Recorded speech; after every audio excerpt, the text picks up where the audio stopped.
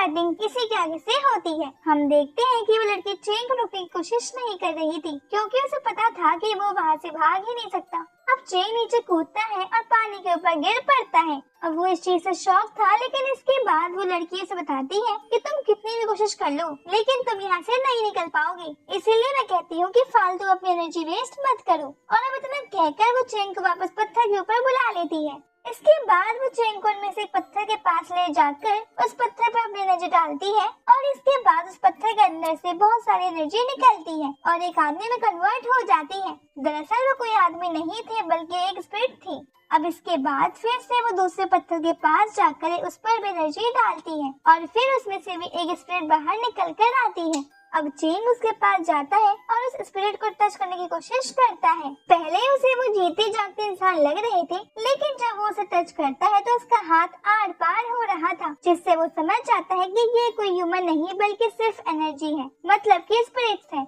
अब वहाँ पर वो लड़की तीसरे स्टोन को भी टच कर एक और स्पिरिट को बुलाती है और चेंग भी उन्हें देखकर थोड़ा शॉक था। अब वो लड़की बताती है कि ये सब डिवाइन एम्पायर है और ये तीसरे वाले तो बहुत ज्यादा ही पावरफुल है। इनकी एक आंख एशियन पावर रिलीज करती है और दूसरी आंख डिवाइन पावर। इसके बाद अब हम उनकी एनर्जी को भी देखते हैं और फिर वो लड़की चौथे स्टोन को टच करती है और अब चौथे स्टोन में भी से एक मास्टर की स्पिरिट बाहर आती है।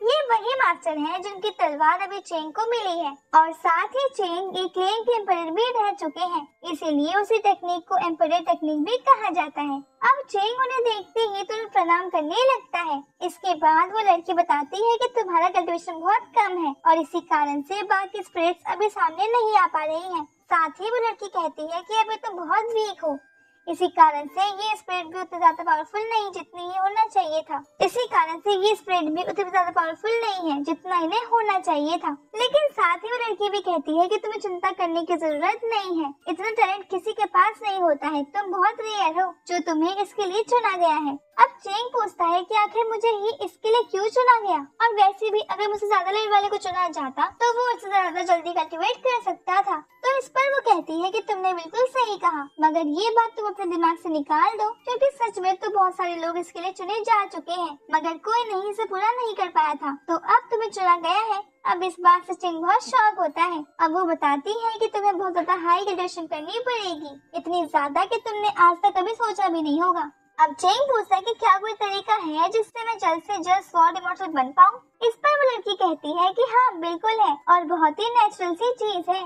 अब चेंग खुश हो जाता है और बोलता है कि क्या तरीका है। तो वो लड़की कहती है कि इसके लिए तुम्हें मुझे पहले एक प्रॉमिस करना होगा। अब चेंग इतना खुश था कि वो कहता है कि मैं एक या 10 प्रॉमिस कर दूंगा, मगर अब वो लड़की कहती है कि मुझे 10 नहीं बस एक ही प्रॉमिस चाहिए और वो ये है कि तुम मेरे साथ खुद को कनेक्ट कर लो। अब इस बात से चेंग शॉक हो चुका था और कुछ सोचने पड़ गया था, मगर फिर वो लड़की कहती है कि मेरे पास इतनी पावर नहीं कि मैं नॉर्मल वर्ल्ड में जा सकूं, इसलिए मैं यहीं पे रहूंगी और अगर तुम्हें प्रॉमिस नहीं करना है तो कोई बात नहीं। लेकिन अब चेंग उसकी आंखों में देखता है और तुरंत प्रॉमिस कर देता है। अब हम देखते हैं कि उनके पास एक एनर्जी फैलने लगी थी और इसके बाद चेंग के हाथ पर एक निशान बन जाता है और फिर वो लड़की कहती है कि लो काम हो गया। अब चेंग को नहीं पता था कि ये किस तरह की चीज है, तो अब वो लड़की बताती है कि ये इंपीरियल टेक्निक है और ये तुम्हारी आगे जाकर बहुत मदद करेगी। अब चेंग इसी बात पे समझ गया था। इसके बाद वो कहती है कि मेरे पास एक और चीज है तुम्हें देने के लिए और फिर वो अपने पास से कुछ खास एनर्जी चेंग के ऊपर डालती है। इसके बाद वो बताती है कि ये दाओ टेक्निक है, इससे तुम बाकी स्पिरिट को भी पूरी तरीके से रिकवर कर पाओगे और साथ ही इस टेक्निक के बाद अब तुम इन स्पिरिट्स को टेक्निक्स को भी सीख पाओगे। अब वो लड़की कहती है कि इससे अच्छे तरीके से कल्टीवेट करना और फिर वो वहाँ से जाने लगती है। इस पर चेंग कहता है कि ठीक है हम फिर से मिलेंगे। अब उसके जाते ही वो बड़ा सा पत्थर और बाकी 9 स्पिरिट स्टोन्स भी गायब हो जाते हैं और इसकी वजह से चेंग वहाँ से नीचे गिर जाता है, मगर इसके बाद वो सीधे नॉर्मल वर्ल्ड में आ गया था और यहाँ उसे जब होश आता है तब उसके पास कोई नहीं था। अब वो कहता है कि अरे ये सब तो एक सपना था, मुझे तो पहले से ही पता था, लेकिन चलो जो भी हुआ अच्छा था। अब उसे अपनी सारी चीजें याद आने लगी थी और उसे अभी अपने ग्रैंडफादर और श्याओ की बहुत चिंता हो रही थी। मगर तभी उसका ध्यान उसके हाथ पर जाता है जिसमें वो निशान अभी भी बना हुआ था। अब ये देखकर बहुत ज्यादा शॉक होता है और तुरंत ही बैठकर कंट्रोल करने लगता है।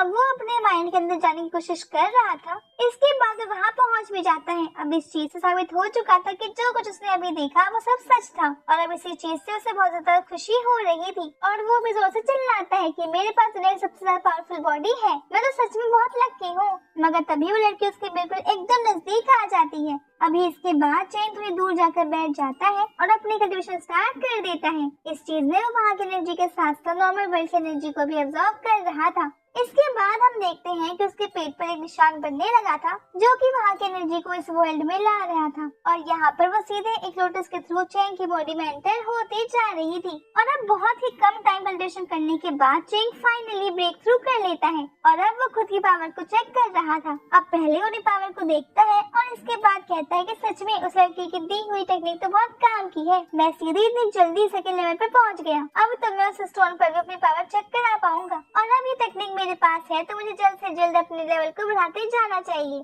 मगर अब उसके इतने कहते ही ये पार्ट ये भी खत्म हो जाता है। अगर आपको वीडियो अच्छी लग रही हो प्लीज लाइक कर दीजिएगा, चैनल सब्सक्राइब जरूर से कर लीजिएगा। अगला पार्ट भी आपको जल्द ही मिल जाएगा।